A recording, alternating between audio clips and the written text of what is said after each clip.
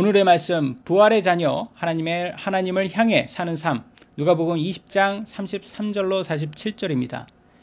오늘 우리는 누가복음 20장 마지막 부분의 말씀을 통해서 우리가 장차 맞이할 부활의 실체와 그 부활을 소망하는 자들이 이 땅에서 어떤 자세로 살아가야 하는지에 대해 깊이 나누고자 합니다.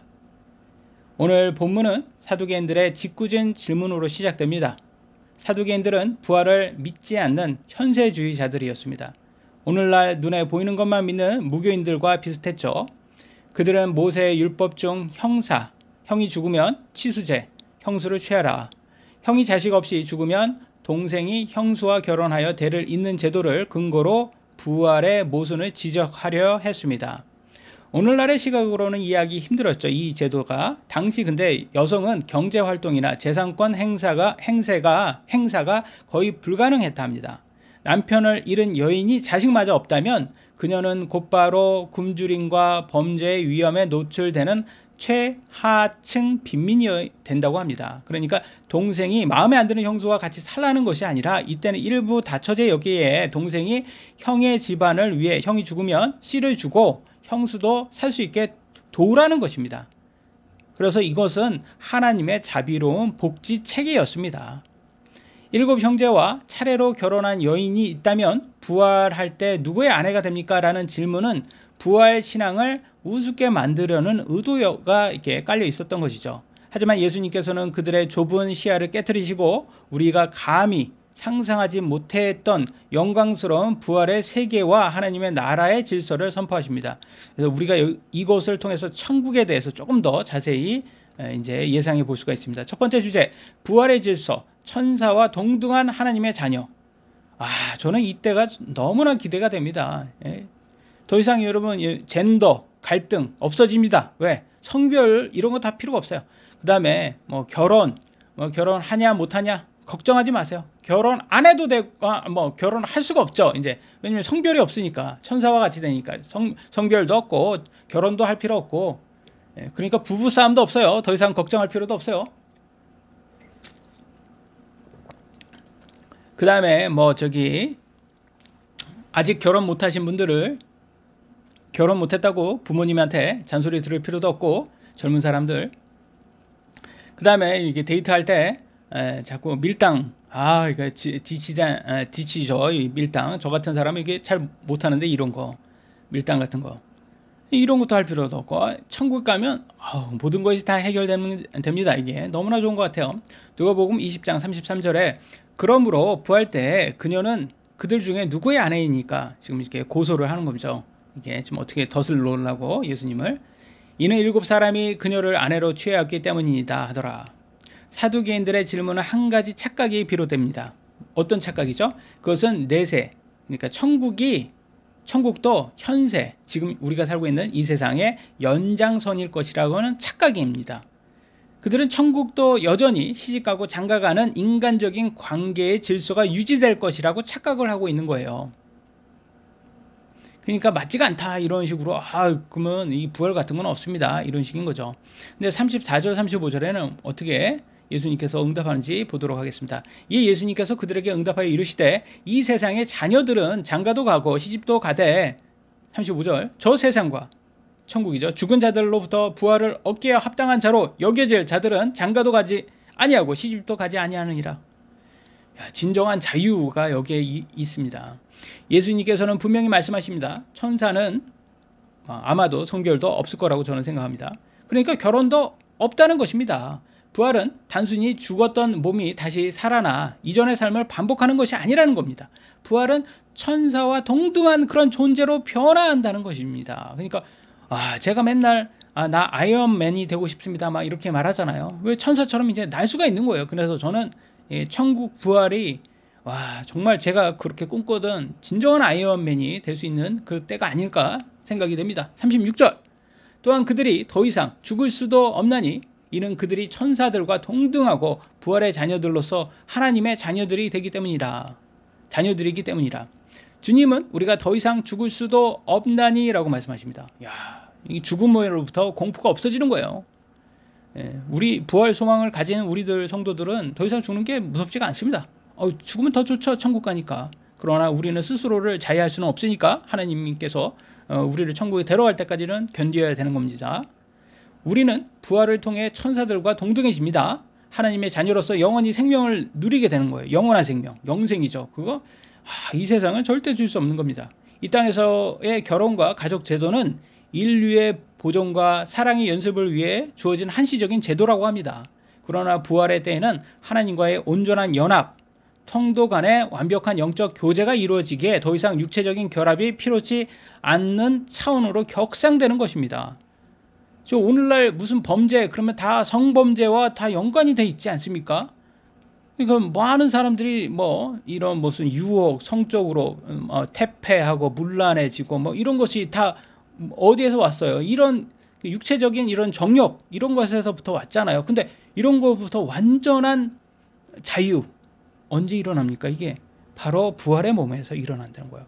부활의 몸을 가지면 와 얼마나 좋습니까? 이게 진짜 이런 것으로부터 죄로부터는 완전히 이별이 되는 거죠. 자유를 얻는 거죠. 우리는 이 땅의 소유와 관계에 너무 집착하고 있지는 않습니까? 그렇죠. 우리가 이 땅에 살면서 참 이게 이 세상이 그림자인데 이 그림자에 집착이 너무 강합니다. 어쩔 수 없어요. 저는 목사인 저도 욕심 많습니다. 이게 어쩔 수 없더라고요.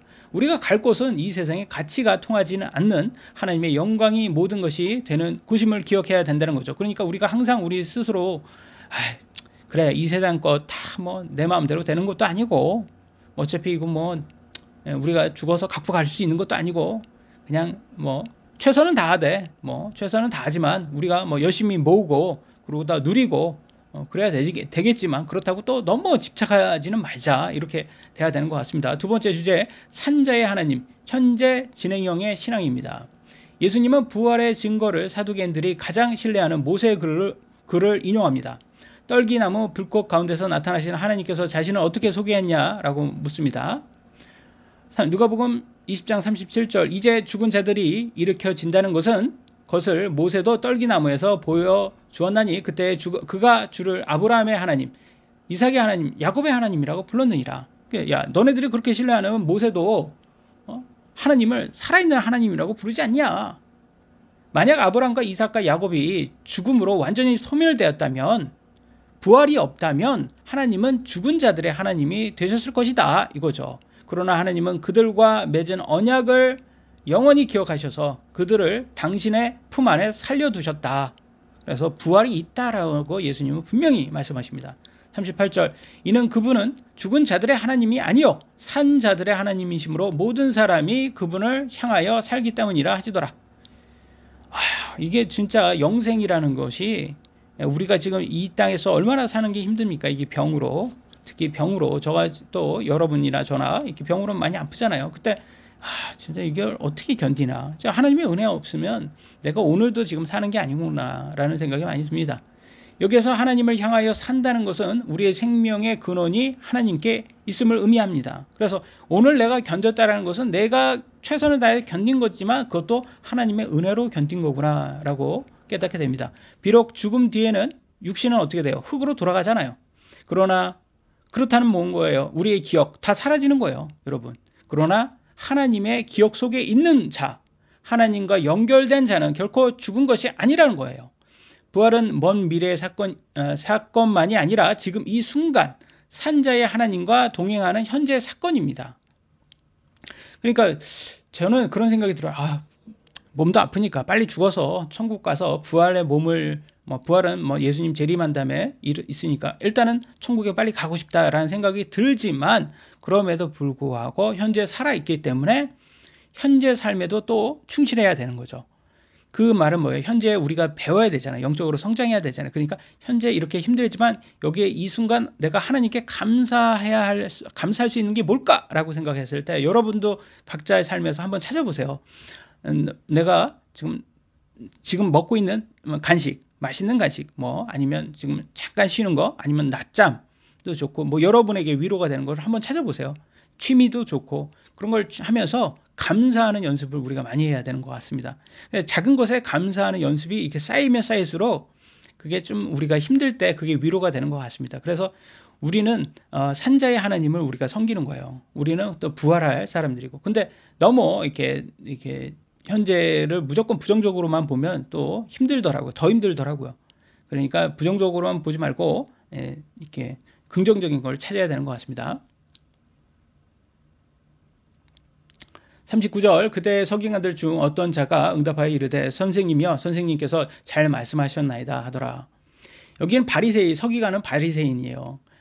부활을 믿는 사람들이었죠. 그러니까 사두개인들은 부활을 안 믿는데 얘네들을 잘 이렇게 처리해 주셨습니다 라면서 이렇게 했지만 사실은 지네들도 예수님을 믿는 사람들은 아니었어요. 그러니까 예수님도 서기관들 조심해라, 너 쟤네들 위선자들이다 라면서 이렇게 뭐라고 하십니다. 40절 그 후로는 그들이 그분께 감히 어떤 질문도 전혀 하지 못하더라.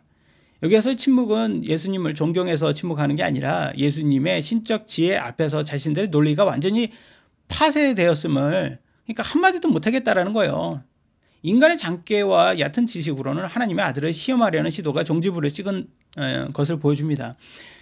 우리가 논쟁으로 자꾸 하나님과 이겨 먹으려고 하는데 어떻게 창조주 하나님하고 우리가 이길 수가 있습니까?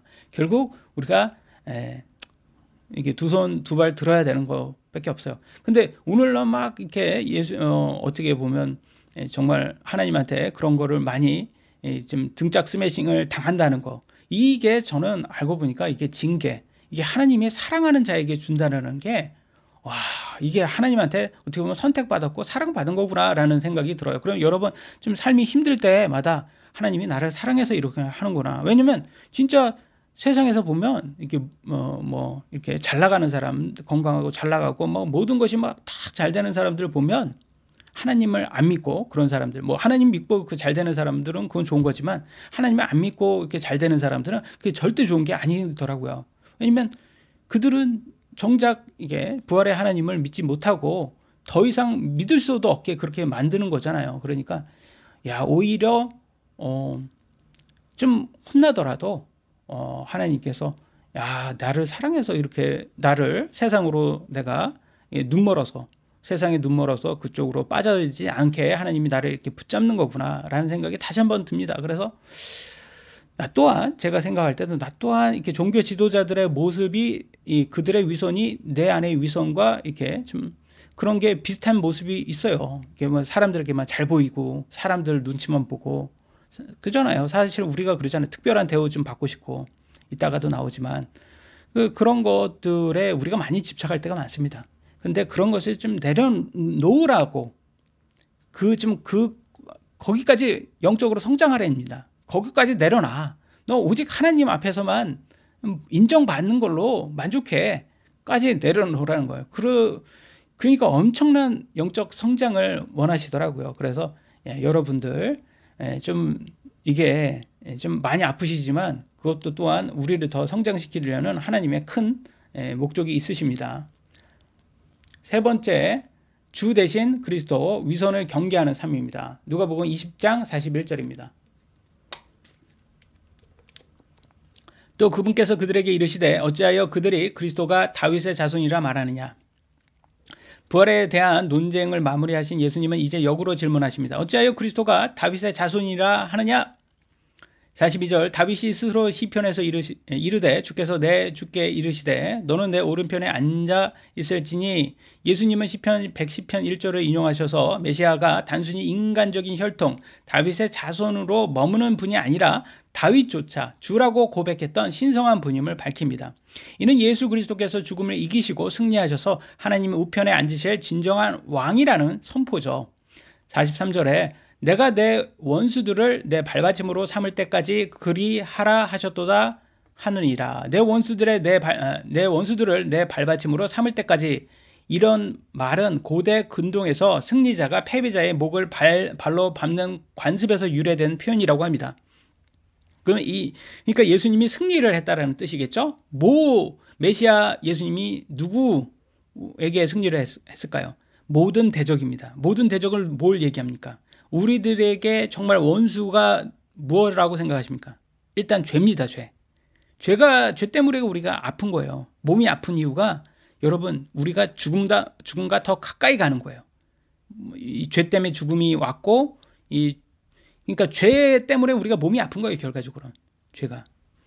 그 다음에 죄는 곧 뭐를 갖고 옵니까? 사망을 갖고 오잖아요. 사망. 죽음이죠, 사망. 그 다음에 이것을 다 우리에게 힘들게 만드는 가장 핵심적인 원수는 누굴까요? 바로 사탄입니다, 사탄. 우리는 배우자한테 에휴 원수야 원수야 이렇게 하지만 사실은 배우자가 어떻게 원수입니까? 배우자는 우리가 사랑하는 배우자죠. 근데 사실 자꾸 배우자를 원수라고 집어넣는 사상을 집어넣는 생각을 집어넣는 그런 존재가 있어요. 그게 바로 사탄이에요. 여러분 한번 생각 한번 해보세요. 여러분 생각 속에서 자꾸 남을 정죄하라고 남을 판단하라고 남이 뭐라고 이렇게 주는 생각들 있잖아요. 여러분이 생각한다고 생각하지만 아니에요. 그거 사탄이 주는 생각이라는 거예요.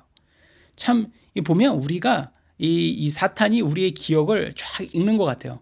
그래서 우리의 기억 속에서 우리가 좀 불안해하는 것들 그런 걸 끄집어내서 자꾸 그걸 조장해서 그 사람의 모습으로도 나올 때가 있고 그래서 자꾸 그 사람을 정죄하거나 판단하라고 하고 막 그러고 그 사람이 아니면 우리를 판단하고 정죄하는 것처럼 이렇게 비춥니다. 그러면 우리도 모르게 막 그 사람하고 막 생각으로 막 싸워요.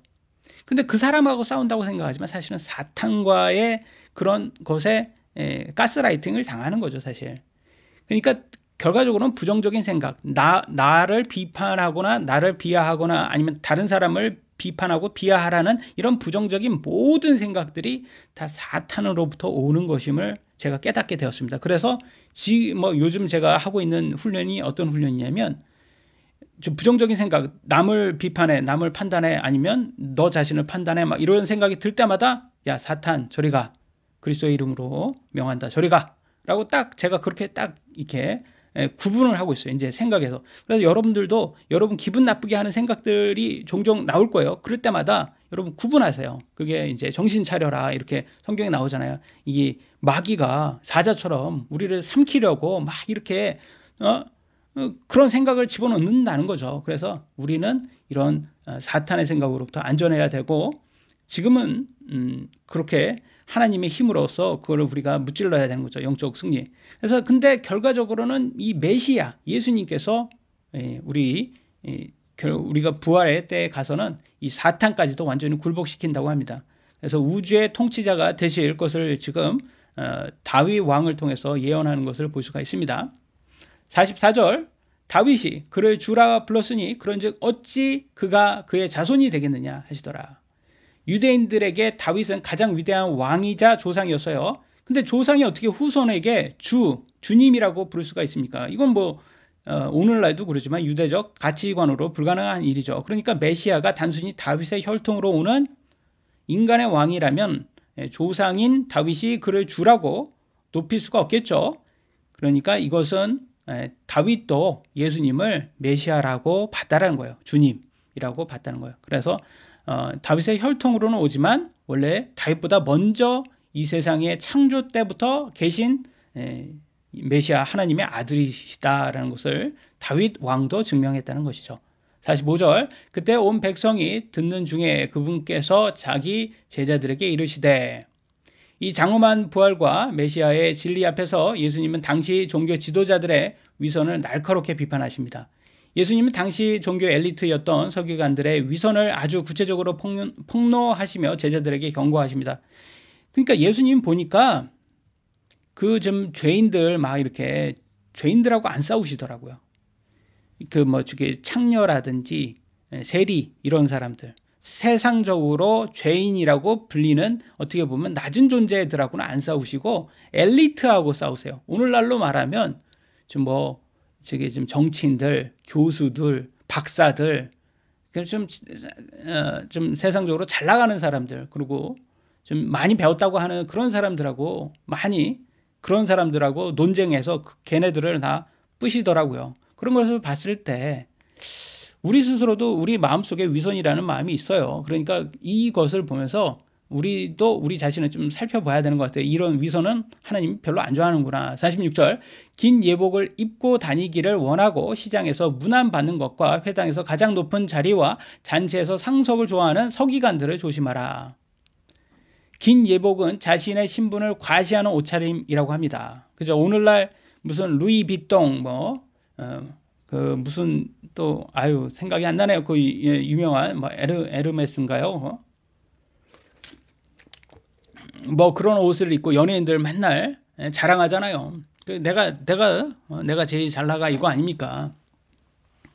그리고 시장에서 무난하고 회당에서 높은 자리, 잔치의 상석에서 어디를 가든 특별 대우를 받고 싶어 하는 마음, 다 뭐 우리들이 연예인들처럼 되고자 하는 그런 마음 다 있잖아, 우리 마음 안에. 저같이 특히 관종인 사람들은 좀 그런 마음이 있어요.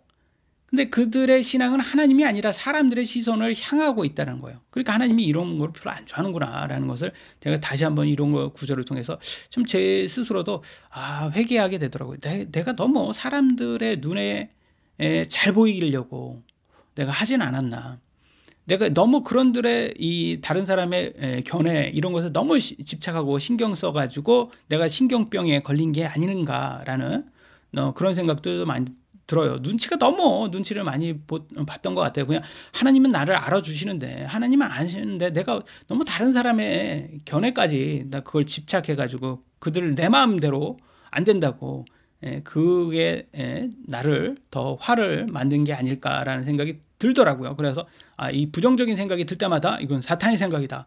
그래서 다른 사람의 견해, 야 저들이 너를 무시해. 그럴 때마다 그런 생각이 들 때마다 무시하던 말던 다 그림자다. 나는 다 그런 것도 다 집착하지 않겠다라면서 이제 내려놓는 연습을 지금 하고 있습니다. 47절 그들은 과부들의 집을 삼키고 보여주기 위해 길게 기도하니 바로 그들이 더 큰 정죄를 받으리라 하시더라. 과부들의 집을 삼켰다라는 뜻은 저는 뭐 옛날에 이거는 무슨 과부들을 자기 첩으로 삼았나 이렇게 좀 그런 식으로 저는 생각을 했었는데 여기에서 보니까 그런 뜻보다는 좀 약간 탐욕적인 모습이었다고 합니다. 과부들이 이제 남편이 이러니까 집은 있잖아요. 과부들의 집. 그러니까 사회적 약자잖아요. 과부들이. 그러니까 그들의 재산을 가로채는 탐욕스러운 모습을 보였다고 합니다. 서기관들이. 똑똑하잖아요. 서기관들. 그러니까 똑똑하니까 과부들의 자산 관리나 법적 자문을 맡아서 수수료를 과하게 챙겼다고 합니다. 그래서 참 이런 사람들이 보면 이렇게 좀 약간 사회 약자들을 돕는 척하면서 결과적으로는 그들로 인해서 자기 이익을 챙기는 그런 사람들, 또 이게 좀 그런 사람들은 이게 뭐 정치, 뭐 우나 자나 이 떠나서 했던 그런 사람들은 별로 좋은 사람들이 아닌 것 같아요. 또 길게 기도하는 것은 보여주기식 기도라고 합니다. 그래서 우리는 또 이거에 집중해서 무조건 짧게 기도를 합니다. 무조건 짧게 기도하고 또 길게 기도하는 게 나쁜 건 아니에요. 근데 그러니까 그 집중이 우리가 누구에 있냐가 중요한 것 같아요. 그래서 우리는 좀 약간 보수적인 우리들은 기도를 짧게 해요. 조금만 길게 기도해도 이게 내가 남을 의지해서 기도하려고 하나라는 생각도 들 때가 많아요. 그래서 짧게 기도를 합니다. 근데 기도를 엄청 잘하시는 분들 많아요. 근데 그것 또한 그건 하나님 아시겠죠? 그들의 마음속 중심에 그 사람들에게 좀 약간 인정받고 싶어서 지금 공연처럼 멋있다. 저 사람 거룩하게 기도한다. 뭐 이런 거를 사람들에게 경건함을 마치 하나님한테 대화하는 게 아니라 자신의 경건함을 과시하는 용도로 하는 게 아닌가? 뭐 하나님은 아시겠죠? 뭐 우리가 판단할 일은 아니겠지만 높은 자리와 문안을 즐기는 자들은 그들은 사람들의 영광을 구했다 합니다. 그리고 과부의 재산을 삼키는 자들은 경건을 이익의 수단으로 삼았다고 합니다. 또 길게 기도하는 자들은 하나님이 아닌 사람에게 보이려 했습니다. 그래서 이거를 통해서 우리도 우리 자신을 좀 살펴봐야 되는 것 같아요. 내가 신앙생활을 내가 사람들에게 보여주기 식으로 신앙생활을 하고 있는 건 아닌가? 아니면 내가 정말 하나님과의 교제를 통해서 하고 있는 건가? 그리고 우리들도 좀 약간 하나님과의 교제를 한 번 더 점검하는 시간을 가져야 됩니다. 그러니까 내가 하나님한테만 잘 보이면 됐지. 뭐 사람들에게 굳이 이게 뭐 최선을 다해서 그들에게 잘해야 되겠지만, 그래서 뭐 그들이 내가 최선을 다했다 하더라도 내 마음대로 이렇게 그들이 생각하지 않을 수 있잖아요. 근데 그런 것은 또 집착해서 또 내려놔야 되겠죠. 부활을 믿는 자는 이 땅의 영광에 목매지 않는 자라고 합니다. 그러니까 집착하지 말라는 거겠죠. 하나님 앞에서 자신이 누구인지 알기 때문이죠. 하나님은 아시잖아요. 하나님이 내가 최선을 다했다는 거 알잖아요. 그러면 됐죠. 하나님이 아셨으면 우리가 수고하고 신실한 종이라고 칭찬을 받을 거니까 우리는 그만큼 했으면 됐죠. 서기관들은 산자의 하나님을 보지 못하고 사람들의 눈만을 보았기에 더 큰 정죄를 받을 것이라 경고를 합니다. 그러니까 너무 사람들에게만 집중하는 사람들은 별로 하나님의 자녀라고 인정을 못 받나 봅니다. 우리는 부활의 자녀답게 오늘 살아가야 합니다. 우리는 언젠가 이 세상을 떠나 하나님 앞에 서게 될 것입니다. 그러나 그날에 우리는 시집가고 장가가는 세상의 질서를 넘어 천사와 같이 신령한 부활의 몸을 입고 하나님을 대면할 것입니다. 그래서 부활의 신앙은 세 가지를 확신시켜 줍니다. 소망, 죽음은 끝이 아니라 영광스러운 변화의 시작이다. 관계, 우리 하나님은 지금도 살아서 우리와 대화하는 산자의 하나님이시다. 실천, 세상의 명예와 위선에 눈머지 않고 고통받는 이웃을 돌보며 진실하게 하나님 앞에 서는 삶을 살아야 한다. 서기관들처럼 겉모습만 화려한 신앙생활이 되지 말아야 합니다. 부활의 자녀로서 오늘 하루도 우리를 향해 살아계신 하나님께 집중하고 그분의 뜻을 이루어 드리는 저와 여러분들 되시길 예수님의 이름으로 기도합니다. 기도하시겠습니다. 사랑의 하나님 감사합니다. 오늘도 예수님께서 이렇게 종교 지도자들, 엘리트들을 이렇게 어떻게 답변하는 것을 통해서 우리가 예수님을 통해서 부활의 자녀라는 것을 다시 한번 생각하면서 이 산자의 하나님과의 교제와 우리 성도들과의 교제, 서로 이런 또 이웃 사랑을 실천하는 것을 통해서 우리가 어떻게 살아야 되는지를 다시 한번 생각하게 됩니다. 진정한 하나님의 자녀는 하나님의 말씀에 순종해서 위선적인 것보다 사람의 견해보다 하나님께 인정받는 것으로 만족할 수 있는 우리들 되기를 원합니다. 그래서 세상의 것에 너무 집착하지 말고, 물론 세상의 것에 좋은 것에 우리가 욕심이 많지만 그건 뭐 최선을 다해서 능력되면 갖는 거고, 또 그걸 가질 때 하나님께 최선을 다해서 또 감사해야 되고, 그걸 또 다른 사람과 같이 공유하고 즐겁게 쓰는 걸 좋은 거라고 생각합니다. 하나님께 주신 능력이기 때문에. 그리고 또한 하나님께서 주신 모든 것에 감사하고, 무엇보다도 이웃사랑 실천하고, 또 이웃사랑 전에 자기 자신을 또 사랑할 수 있는 우리들 될 수 있도록 도와주시고, 항상 우리 믿음의 공동체 교회에서 무엇보다도 하나님의 사랑이 가득한 세상에 시기 질투 없는 우리들 될 수 있도록 모범 솔선수범하는 우리들 되기를 원합니다. 이 모든 말씀 사랑해 주 예수 그리스도의 이름으로 기도드렸습니다. 아멘.